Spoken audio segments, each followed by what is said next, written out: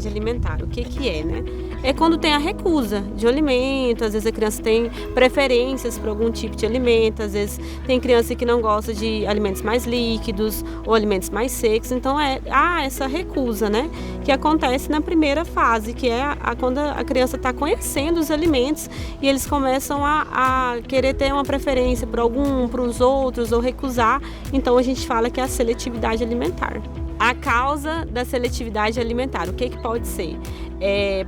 Pode iniciar primeiramente em casa, né, que é onde a criança tem aquele contato com o alimento.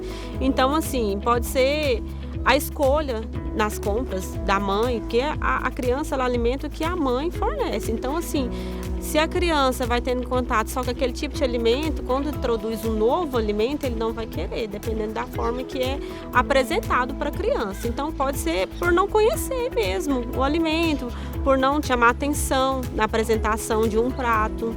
Às vezes, dependendo da forma que é apresentado aquele alimento, ele vai ter uma recusa, ele não vai aceitar. Começa na infância, pode se estender até a adolescência, que é a fase da criança ter a seletividade alimentar. Dá um exemplo, já atendi mães que falam, eu sempre dei na sopinha tudo quanto é tipo de fruta, verdura, ele sempre comeu. Aí quando cria uma certa idade, 4, 5 anos, ele não come batata, não come cenoura. Então, assim, ele já foi introduzido aquele alimento, mas chega um certo ponto que ele não quer, ele não sente o interesse.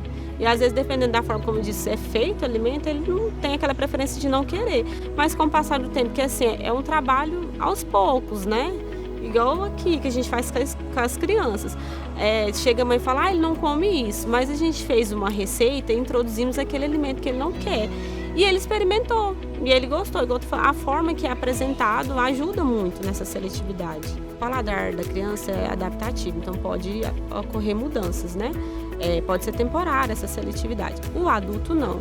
O adulto já se torna um transtorno. Tem um transtorno que realmente ele não consegue consumir aquele alimento. Já é algo mais grave. Qual a diferença entre seletividade alimentar, restrição alimentar e alergia? Seletividade, como eu falei, é a recusa. Agora, a restrição o nome já diz, é restrito. Então, quando a gente vai crescendo, a gente acaba tendo alguma restrição, alguma resistência a algum certo tipo de alimento. Vamos dar um exemplo, tolerante à lactose, ele é restrito à lactose. Então, isso vai causar um mal. E a alergia da mesma forma, a alergia até às vezes pode ser grave, igual a alergia a um camarão.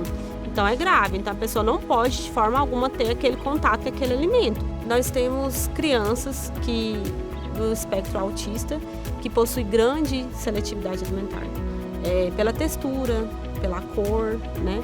Então, assim, esses casos são mais complicados de trabalhar, mas a gente trabalha também como? Incluindo ele nos lanches. Tem crianças que, dependendo, a gente consegue colocar na roda de lanche com as crianças, né?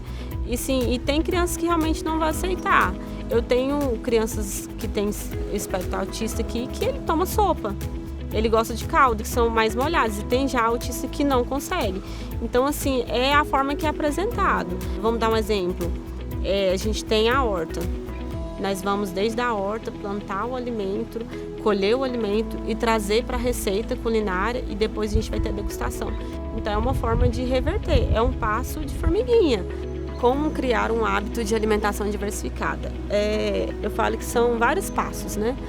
Ter uma rotina, principalmente em casa, na escola, isso ajuda bastante. A escolha dos alimentos, fazer aquela compra em família. Os pais também é muito importante, porque a alimentação começa dos pais. Às vezes a mãe e o pai não têm preferência por aquele alimento. Aí não tem a tendência de colocar no prato da criança. Então, assim, a degustação, o conhecer o alimento, as propriedades do alimento. Aqui na escola a gente gosta muito de fazer atividades lúdicas, falando sobre as frutas, as vitaminas que são importantes. Então, assim, quando a criança ela conhece qual a importância daquele alimento, isso muda. Vou dar um exemplo. Nós fizemos no ano passado uma receita culinária que foi lasanha de abobrinha. Que criança que come abobrinha, né? Aí eu até brinquei com ele, disse, não, esse é nosso macarrão verde, né? O macarrão do Hulk. O macarrão verde. Falei, igual a mamãe faz a lasanha em casa. Aí eles colocaram a abobrinha na forma, a gente colocou o molho da carne. E assim, foi um sucesso. Eu, como nutricionista e como mãe também, eu falo que não é uma tarefa fácil. A criança realmente ela vai ter resistência, mas eu digo que a gente tem que ter a persistência. Não podemos desistir.